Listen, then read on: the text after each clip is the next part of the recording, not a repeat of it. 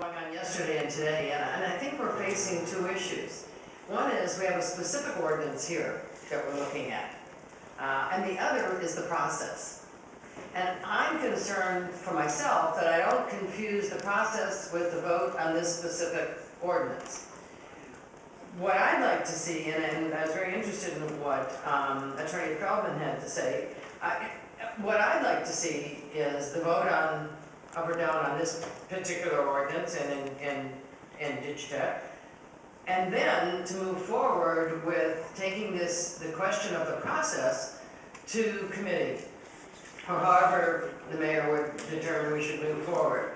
Because I understand the problem with with a short-term stopgap process. I understand there's a problem there.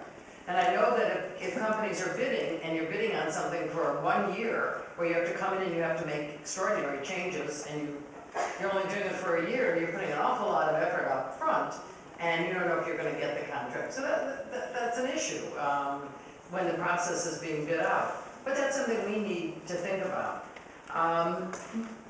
My suggestion is that we all think about the vote on this specific ordinance and either vote it up or down, and then move forward in trying to say, look, if we're going to run into this problem in the future, is there a better way of dealing with it? And I'd like to think there might be. Thank you. Councilman Rapp. Thank you. Thank you, Mayor. I just had a quick question for Attorney Feldman. When you have a professional service contract, any contract that's professional service, and in the contract it says that we can terminate this contract within 30 days, give you 30-day notice to terminate the contract. This is something that's been going on for some time in the city. This is nothing new. Would it be similar to what we're doing here today with the current company? Because we terminated the contract with the previous provider, and now we're moving forward with the new provider because time is of the essence. We need to get the building moving forward. When there is a provision in the clause that say we can do that. Well, Councilmember, I'm not sure I understand the question entirely. If you're asking me whether or not in the Digitech contract that's before the council, there's a mechanism for the city to get out earlier, the answer is yes. No, not Digitech. We were getting out of ACS. The reason why I'm trying to, because in a formal contract, there was a provision that says that at any point in time, if we feel whatever, that we can terminate the contract. Would this be the reason why if we terminate the contract that we have to bring somebody on right away to continue the job when it's a professional service contract?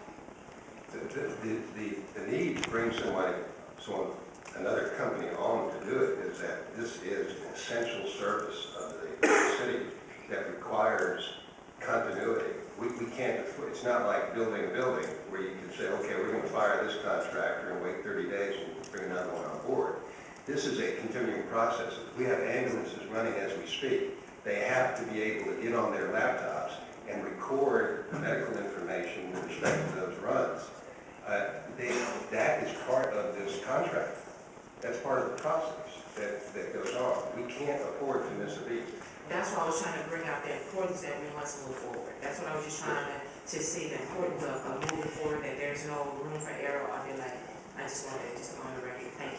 Yes, Councilmember, and yes, other than the red light camera contract, every contract we have has a cancellation clause in it, but there are always exigent circumstances. This one, because of the nature of the way the billing works, particularly for Medicare and Medicaid, that there's a time limit. If you go past that time limit, you can't go back and get reimbursed. Things like that are part of this contract. Thank you. Yes, ma'am. Vice Mayor Pro Tem Bradford. Thank you, Mayor. Let me start by saying that this is, as proposed, an 8-year deal. So to say we can just pass it today and deal with the process down the road, that probably won't get us there. Because this is an 8-year deal. It's a 4-year contract with 4 1-year renewed deals. I have a concern from that standpoint in that this particular proposed deal takes away City Council's authority to exercise those 1-year options for 4 years or not. It exclusively gives that authority to the director of the finance department, I have a concern about that as well.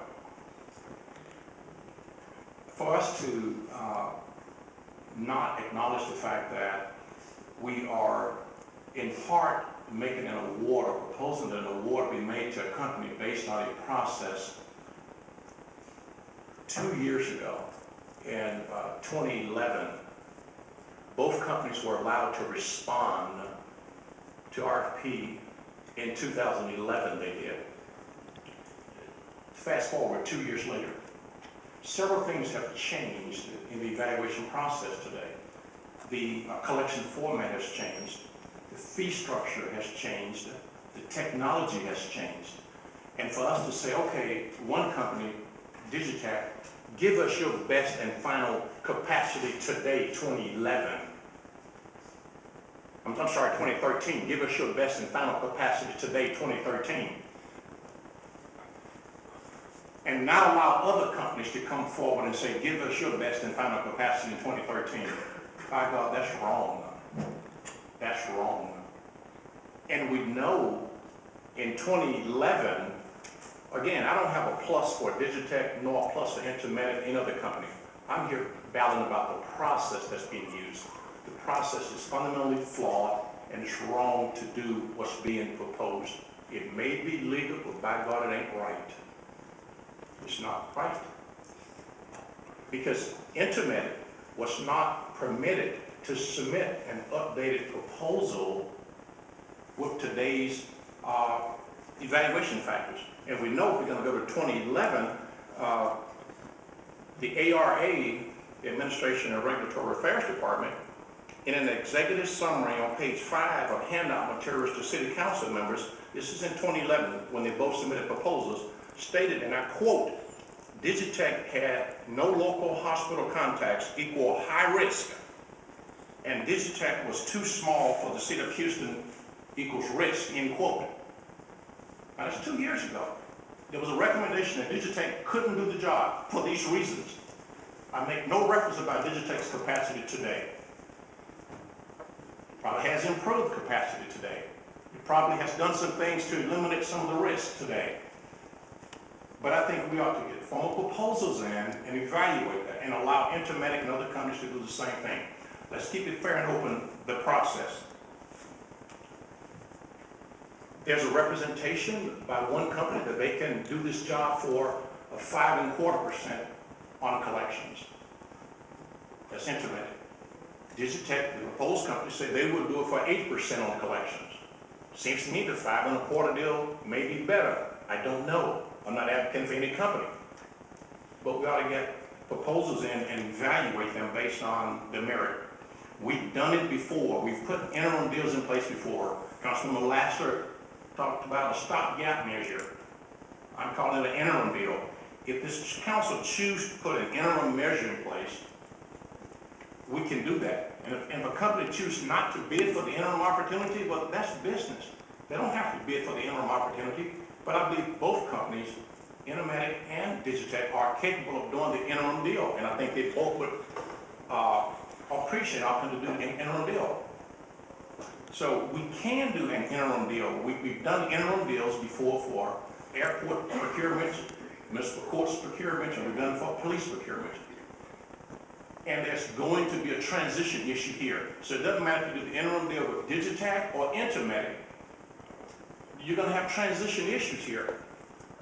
But let's not go forward and just disregard fundamental fairness, public protocol, and plain transparency. This is a $24 million opportunity for a company. And we've spent a lot of time already over this process, so I think that we should look at the process and not do this. Maybe legal, but it's not right. Thank you.